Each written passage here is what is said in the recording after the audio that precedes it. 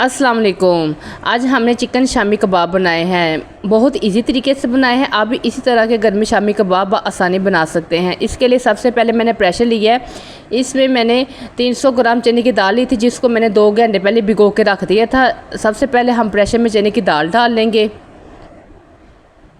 चने की दाल शामिल करने के बाद ये मैंने 500 ग्राम चिकन लिया है, ये बोनलेस चिकन है, ये इसके अंदर डाल लेंगे और साथ में 1.5 टेबल स्पून अदरक लहसुन का पेस्ट शामिल कर लेंगे। अदरक लहसुन पेस्ट शामिल करने के बाद ये मैंने एक बड़े साइज़ का आलू लिया था, जिसको मैंने 4 हिस्सों में काट लिया, ये इसके अंदर डाल देंगे। आलू शामिल करने से जो हमारे कबाब हैं वो सॉफ्ट रेडी होंगे।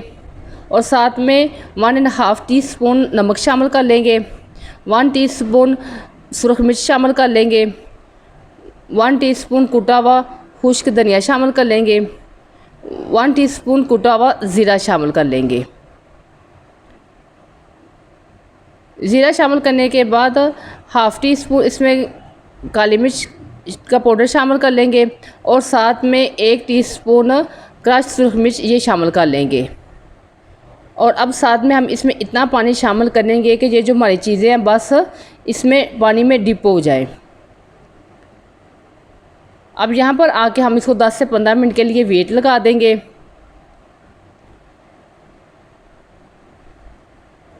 यहाँ पर आके 15 मिनट हो गए। अब मैंने वेट उतार के इसकी जो स्टीम थी वो निकाल ली है।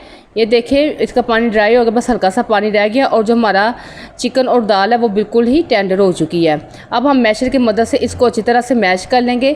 जब चिकन और जो दाल है चने की वो गर्म हो तो वो आसानी तरीके से मैश हो जाती है। अब हम इसमें 1 टीस्पून गरम मसाला पाउडर शामिल कर लेंगे। गरम मसाला पाउडर शामिल करने के बाद हम मैशर की मदद से अच्छी तरह से इसकी मिक्सिंग कर लेंगे। यहाँ पर आके जो मैंने शामी कबाब का मटेरियल रेडी किया था वो बोल में डाल लिया और ये एक ब्रीक पीस में सब्ज़ मिर्च शामिल कर ली, ब्रीक पीस में कटी हुई, और साथ में मैंने 1 छोटी प्याली धनिया की शामिल कर ली है।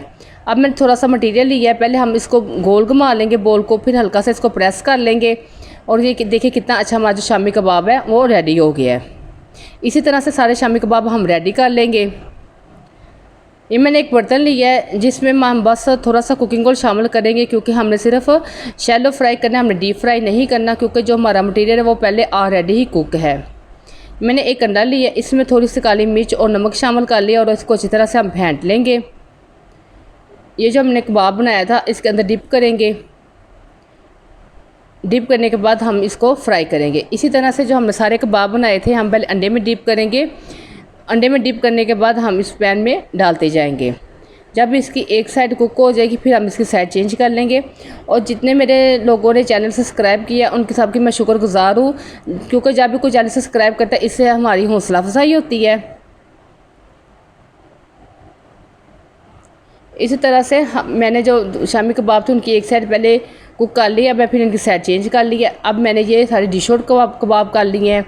ये हमारे अच्छे से शामी कबाब रेडी हो गए। अगर आपको मेरी वीडियो अच्छी लगे तो मेरे चैनल को सब्सक्राइब कर लिया करें और मेरे वीडियो को लाइक और शेयर भी कर दिया करें।